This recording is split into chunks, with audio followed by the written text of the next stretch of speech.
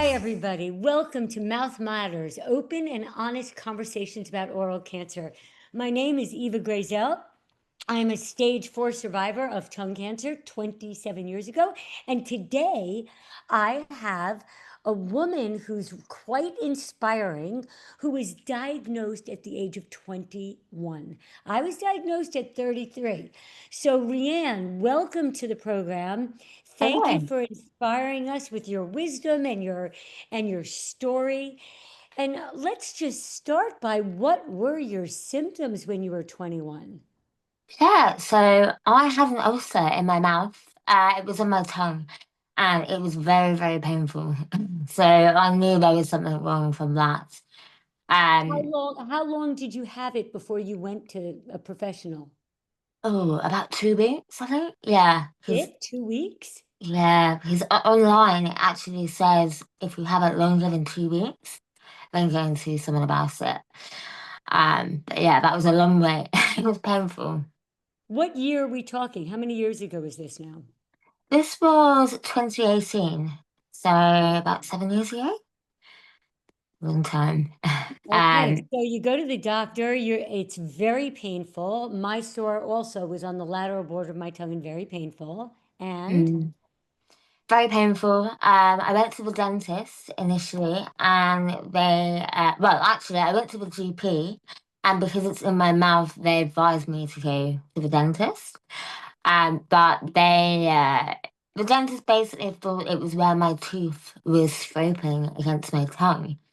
So the typical story. Yeah, so their initial response was, we need to shave that tooth down so that it's not irritating your tongue. Same for me. Same, Mhm. yeah, I think that's quite common. Yeah, so I had them shave it down, but the pain was just unbearable. So I went back and said, something that's wrong here. It's not that. Um, How long did you wait until you went back? I think that was about a week. Oh, Um, not long. Yeah, no, not long. It was super painful. To the point where it was actually radiating up to my ear. So it was definitely not just my tooth and my tongue. Um, yeah, so it was kind of on the second visit, it was still not considered something more, something bigger. It was just, let's get a scan in perhaps, let's see, you know, we'll refer you to the hospital, but it wasn't urgent. It wasn't, let's have a biopsy. It was, let's just see what they think, sort of thing. Um, so yeah, I was actually waiting around, I think it was about 6 weeks until I had a biopsy. So a long time. Well, your story, along with lots of other people's stories, makes me think that we need to be looking in our mouths. I Hmm. mean, before that sore came in your mouth, there was probably texture changes, color changes, something was changing, and yet you were never educated to look. No, Were you seeing a dentist regularly? I was, but that wasn't pulled up. I guess it wasn't thought about. And I think particularly when you're a younger person, it isn't what's the word? They don't look for it as often as if you are older, potentially a smoker. So it was very under the radar. Well, if you went to somebody like Joss Harding, you would have been looked at very carefully. So it all depends on the dental professionals. And hopefully today, one of the goals is to have more dental professionals take this more seriously. I Mm, mean, you were mhm. 21 years old. Did you smoke? No, Did you drink a lot? not more than the average 21-year-old. No. Right. Okay, so Yeah, did you ever use mouthwashes with alcohol regularly? not often. No, I Yeah, mean now okay. definitely not. No. I wasn't diagnosed with HPV either because that's more Right. of a common recurrence in younger people and can be a cause for it. But that was ruled Okay. out also. So it was really, they're not sure why I had it. Um, Right. it just For happened. anybody on the call today, if you have questions, put it in the chat so we can address it. So, Rhianne, Did they give you any reason why you got this? What No, was none, it? No. none whatsoever. They still don't know to this day. But it is more common in younger people. I mean, since I came out of it, I met some people in person, online, um, and same sort of thing. No HPV diagnosis, Right. not a smoker, not a drinker. It just happened. I think it's happening more and So, more. so I have a personal question, but would you say that at that time in your life you were really stressed about something? I would say that I was probably quite stressed, yeah. I was at university at the time. I was in my second year, and I think I was struggling a little bit in that second year. So there's a possibility that that stress Uh-huh. wasn't handled that well. And in your household, did you have uh, bug exterminators or any kind of unnatural toxic environment that you might have been around? Not then, not when I was at university, no, not that I can think of. Well, not that you knew about, but No, you never know. exactly, You exactly. don't know about mold. You don't know what's going on when you're at the university. So my feeling is that it's like a trifecta. You're really stressed about something, you've got some environmental toxin, and you've got a genetic component of some kind. That's Mm, how I think us young women get it. mm. Is there any cancer in your family line? Yeah, so my nan had breast cancer, same as my auntie. So breast cancer was more common, but no other types. So yeah, I'm kind of the Go first to figure. have mouth. This Yeah, is why it is so important for dental professionals to be looking. yeah, absolutely. So, And I, so tell us about your treatment. You had treatment, radiation, surgery. yes, yeah. So I had surgery. I had not half, I guess, quarter of my tongue removed, the left side. And I had that reconstructed with my thigh. So they took tissue out from my thigh, rebuilt it, So they did the reconstruction all in one surgery. all in one. Yeah, they tried to take it from my arm, but that didn't go as expected. So it ended up being my thigh, Uh-huh. which they'd said it means that it's a little bit thicker tissue, so therefore my speech might be a bit more difficult. Um, which it is, but I was kind of worried about that at the time. So they Um, reconstructed. Did they give you more tongue? Yes, yeah. So they rebuilt my tongue with my thigh. Do you have the tip of your tongue? Yes, yeah, I have You my do. tip. So it's Okay. just behind the tip on the left. Yeah. Uh, Does it look like your tongue? Has it become to look like tongue, or is it still white? Is it still? it does look more like my tongue. So it's now more pink in colour. Yeah. It was very white when it first went in. And there was actually hair on it when it initially went in because it was from my thigh. But then, I was worried about that at the time, but the radiotherapy burnt that all off. And it hasn't grown back. But yeah, so it looks more like tongue now. I suppose it acts a bit more like tongue, but it is still difficult in terms of speech. Um, Right, I can hear that there are some letters that are hard to enunciate for you, but overall, we can understand everything you're saying yeah. without question. So that's good because imagine all those people who have been through what we've been through, and when you're not articulate, you could Mm, lose your job, and then you mm. could lose your house, and you could lose, your friends because people can't understand you. So you and I both consider ourselves the lucky ones, right? Yeah, absolutely. Yeah. I mean, it's funny you say that. I was working in customer service at the time, so it was super important for me to enunciate and Okay, so you had a maximum dose of radiation? yeah, maximum data. It was 6 weeks. And I had that. I think it was about 6 weeks after my surgery, so quite intense, one after the other. Yeah, that was definitely So the I guess hardest part. you were living at home and your parents were caring for you? Yes, yeah, they would drive me every day to hospital. Luckily, because it was in London and I was in Hitchin, Hertfordshire, so it was about an hour each way. So yeah, it was quite intense. And radiotherapy was definitely the hardest part. I don't know about you, how you found it, but Absolutely. The yeah, hardest part, without a doubt. But yes. with surgery, every day you get better. And when you're getting better, there's hope. But Mm-hmm. with radiation, every day you get worse and you keep It feeling was. I can't get worse than this, and you do. Mm-hmm. Yeah, it gets worse, and I think it, unfortunately, I think it kind of keeps on going, but I'm trying to just learn how to live alongside it and just live every day as, you know, but I'm grateful that it happened, that I had the treatment. So, yeah, Right. So the it's treatment saved your life, and now it's about learning to cope and still be able to love living your life, like enjoying your life. definitely, definitely. I mean, when I was in hospital, I kept a diary at the time of how it felt to be in there. And I didn't read it for the longest time. But I opened it up the other day, and I'm actually glad that I did because it now makes me realize how grateful I am to be here now and look back and say, well, I did it. I'm here. I'm still living. So Right. So you're yeah, stronger than you think you are, right? yeah, definitely. It does actually. It's really nice that you kept a journal. I think that for me too, when I wrote things down way back when, to Mm. read it again, I've forgotten how I felt. Yeah, I mean, I'm not gonna lie. I think sometimes I've blocked out parts of it and I don't fully remember parts of it.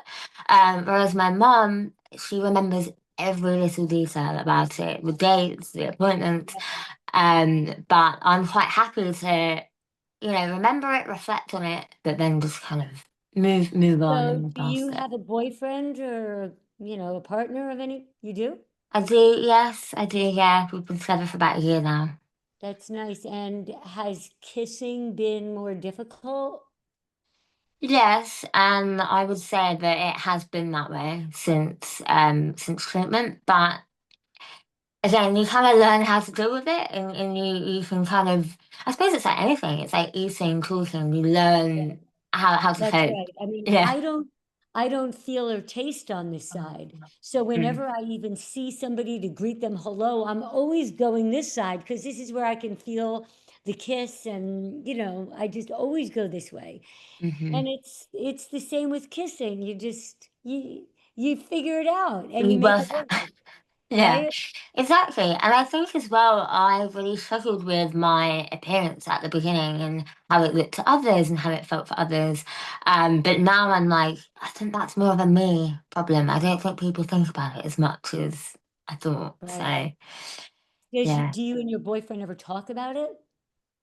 Um, so he wasn't with me at the time, so he's aware of it, and we talk about it here and there, but he not a He lot, doesn't I even would care. say. He doesn't even notice, right? Yeah, I mean, yeah, I suppose so. I suppose that's a good thing. Yeah, we don't tend to talk about it every now and then, but yeah, Right. So anyway, the message is life, love after oral cancer is still possible. It is exactly, doable, right? So definitely. how did you get through the very worst of radiation? Well, I had my parents with me, and they were a massive support, to be honest. Just having them kind of think about everything else, the appointments, the details, I just had to show up. Um, the, I guess the pain and the pain management, the routine that comes with that. Again, my mum kind of dealt with all of it. I just showed up. Um, but I think mentally, the way that I handled it was just positive thinking, positive, positive. What am I going to do after this? How am I going to live life after? And that was huge for me. And But also, that is a skill. That yes, does not come naturally. That's a no, skill that we need to work on. definitely, yeah, it definitely helped me. Oops, sorry, my Wi-Fi's a bit jerky. It's Yeah, okay. focusing on the positive, focusing on the future. What can I do when I'm out of here?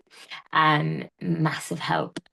And also, I was going through my psychology degree at the time, so having something else to Ah, focus on and uh-huh. work towards, huge help. Uh-huh. So did your mother ever cry when she was with you, or did she hold that back and save it for when she was alone or with other friends? I think I saw her cry a couple of times, but mainly she kept brave for Yeah, me. I know for me, I could not handle people crying. Like I No, could barely handle what was going on. I couldn't handle your emotions, other people's yeah, emotions. So I yeah. needed them to do that on their own time and not with me. 100%. At the time, I felt very much like I didn't want the attention. I didn't want the sympathy. So really, when people was reaching out and sending me gifts, I just kind of thank you, but I can't talk about it. I don't want to go into it. So yeah, it's interesting that you say that as well. That was difficult for Well, me. one of the things that I learned is that by accepting people's acts of kindnesses, we're actually giving back at the same moment. We're Mm, giving them the opportunity to rise up on their ladder of righteousness. I mean, if I didn't accept what they were offering, then they would still be in the same place instead of doing that good deed. So yeah. at first, I thought it was overwhelming to think of repaying all the favors, but then I realized I don't need to repay any favors. I'm giving to them by accepting their offer. Yeah, that's a good way to look at it, definitely. That Yeah. helped me get through it. Yeah, for sure. I mean, your speech, just off topic, your speech is so clear and amazing. How do you get to I that worked level? with a speech therapist. Did you? Okay. Yes, I did at the time, but not so much anymore. Well, you may That want was to try again, yeah. now that things have settled in. I also have gotten chronically hoarse over the years, and I've learned how to use my voice to make Mm, sure that I don't trigger that trauma in my vocal cords. right, And that okay. happens basically when I let my voice go low. If I Mm-hmm. keep my voice up higher and I try to speak in these higher registers, it's Mm. healthier for my vocal cords. Okay, so you learn a different But technique. also, Rhianne, over the years, like you're a 7 year or 8 year survivor, and I'm a 27-year survivor. And Mm, over the years, my reconstructed tongue has changed. It used to be really pretty, probably like what yours looks like now, pink and doing its job. But over the years, my tongue started to take on the shape of my teeth because it's not normal tissue. So now my tongue, the reconstructed tongue, is very bumpy, has lots of okay. valleys, and I Mm-hmm. have to clean really carefully. So I know that we have some dental professionals on this call, and but one of the things that I would recommend is that you use a very gentle toothbrush, like a surgical toothbrush, to actually brush your gums, your Mm-hmm. tongue. Really keep your oral cavity as clean as possible for the best outcome for your future. Yeah, Because dental definitely. complications, they are going to happen. Mm-hmm. And the better your teeth are, the cleaner the mouth environment is, the better outcome you will have. Yeah. So yeah, I mean, I keep up with my hygienist visits every 3 months at the What moment. is your hygiene routine? So I have those interdental floss. Uh-huh. So I use that twice a day. I've got one for the back of my teeth as well. And then I'll brush my teeth with Durafat.